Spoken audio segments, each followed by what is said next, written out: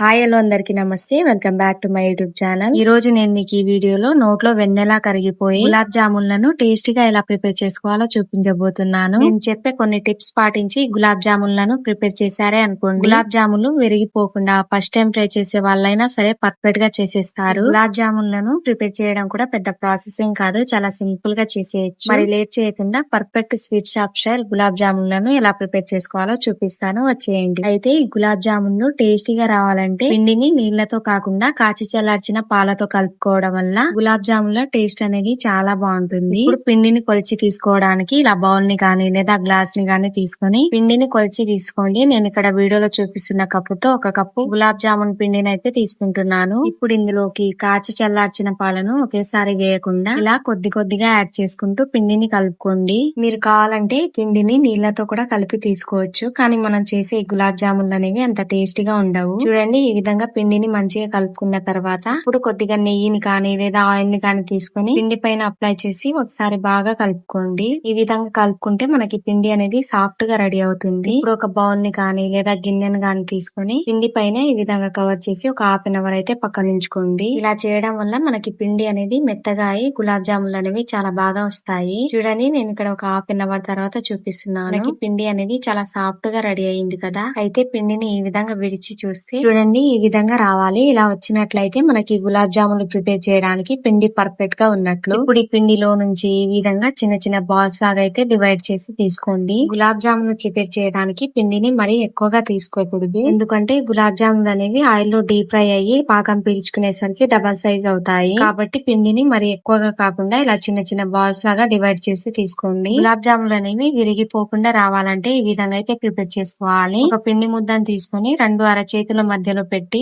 కొద్దిసేపు ఈ విధంగా రబ్ చేస్తున్నట్లుగా చేసి ఇలా ఎటువంటి క్రాక్స్ లేకుండా చిన్న బాల్ లాగా అయితే ప్రిపేర్ చేసి తీసుకోవాలి. ఇలా గనక ప్రిపేర్ చేసుకుంటే ఆయిల్ లో డీప్ ఫ్రై చేసేటప్పుడు గులాబ్ జామున్లు అనేవి విరిగిపోకుండా వస్తాయి. అన్నింటినీ ఈ విధంగా ప్రిపేర్ చేసి పక్కన ఉంచుకోండి. ఈ గులాబ్ జామున్లను ప్రిపేర్ చేసి వెంటనే పాకంలో వేసేయాలి కాబట్టి ముందుగా పాకంను అయితే ప్రిపేర్ చేసుకుందాం. ఒక గిన్నెలోకి మనం ఏ కప్పుతో పిండిని కొలిచి తీసుకున్నామో అదే కప్పుతో 2 కప్పుల చక్కెరను అయితే గిన్నెలో యాడ్ చేసుకోండి. ఇప్పుడు చక్కెర మునిగేంత వరకు వాటర్ ని యాడ్ చేసుకున్న తర్వాత స్టవ్ ఆన్ చేసి పాకం అయితే మరిగించుకోండి. ఈ చక్కెర పాకం అనేది గట్టి పడకుండా ఉండడానికి ఇలా పావు చెక్క అంతా నిమ్మరసం అయితే యాడ్ చేసుకోవాలి. మనం డైరెక్ట్ గా నిమ్మరసం ని పాకంలో యాడ్ చేసేస్తే పాకం అనేది పుల్లగా అయిపోతుంది. కాబట్టి ఇలా ఒక గ్లాస్ లో కొద్దిగా వాటర్ ని తీసుకొని నిమ్మరసం ని పిండుకొని పక్కన రెడీగా ఉంచుకోవాలి. అయితే ఇక్కడ ఒక క్లిప్ మిస్ అయిందండి. మనకి పాకం అనేది తీగ పాకం లాగా రావాలి. తీగ పాకం రాగానే స్టవ్ ఆఫ్ చేసేసి ఇప్పుడు ఈ పాకంలోకి మంచి ఫ్లేవర్ కోసం యాలకుల పొడిని మనం రెడీగా ఉంచుకున్న నిమ్మరసం ని కూడా యాడ్ చేసుకోండి. అయితే ఇందులోకి నెయ్యి ఫ్లేవర్ అనేది చాలా బాగుంటుంది కాబట్టి 1 టేబుల్ స్పూన్ నెయ్యిని కూడా యాడ్ చేసుకోండి. ఇలా నెయ్యిని యాడ్ చేసుకోవడం వల్ల మనకి గులాబ్ జాముల టేస్ట్ అనేది చాలా బాగుంటుంది. ఈ పాకం ని పక్కన ఉంచేసి మళ్ళీ స్టవ్ ఆన్ చేసి కడాయిని పెట్టుకున్న తర్వాత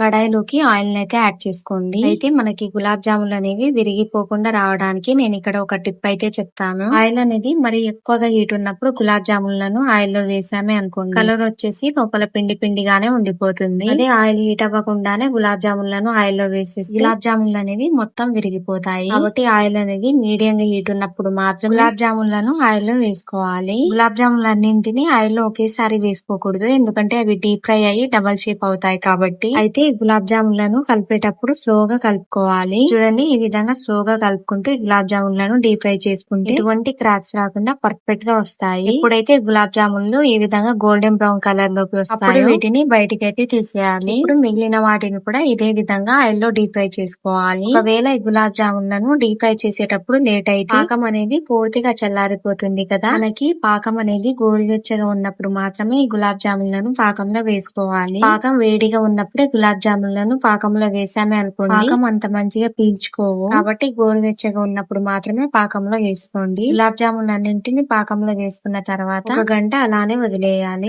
నేను ఇక్కడ 1 గంట తర్వాత చూపిస్తున్నాను. మనకి గులాబ్ జాములు అనేవి పాకం మంచిగా పీల్చుకున్నాయి కదా. చూడండి, గులాబ్ జాములు అనేవి విరిగిపోకుండా ఎటువంటి క్రాక్స్ రాకుండా ఎంత బాగా వచ్చాయో. ఇలా విరిచి చూస్తే మనకి లోపల కూడా పిండి పిండిగా ఉండకుండా మంచిగా డీప్ ఫ్రై అయ్యి పాకం పీల్చుకున్నాయి. నేను చెప్పిన టిప్స్ ని పాటించి మీరు కూడా మీ ఇంట్లో ఈ గులాబ్ జాములను ఒకసారి ట్రై చేసి చూడండి. ఇంట్లో వాళ్ళందరూ ఒక్కటి కూడా మిగల్చకుండా తినేస్తారు. అలా నోట్లో వేసుకుంటే వెన్నెలా కరిగిపోతాయి. మరి లేట్ చేయకుండా మీరు కూడా మీ ఇంట్లో ఒకసారి గులాబ్ జాములను ట్రై చేసి మీకు ఎలా కుదిరిందో కింద కామెంట్ బాక్స్ లో కామెంట్ చేయండి. చేయండి. అండ్ మీకు కనుక ఈ వీడియో నచ్చితే చిన్న లైక్ ఇచ్చి మీ ఫ్రెండ్స్ కి అండ్ ఫ్యామిలీ మెంబర్స్ కి షేర్ చేయండి. అండ్ ఇలాంటి మరెన్నో వీడియోస్ కోసం మన ఛానల్ ని సబ్స్క్రైబ్ చేయడం మాత్రం మర్చిపోకండి.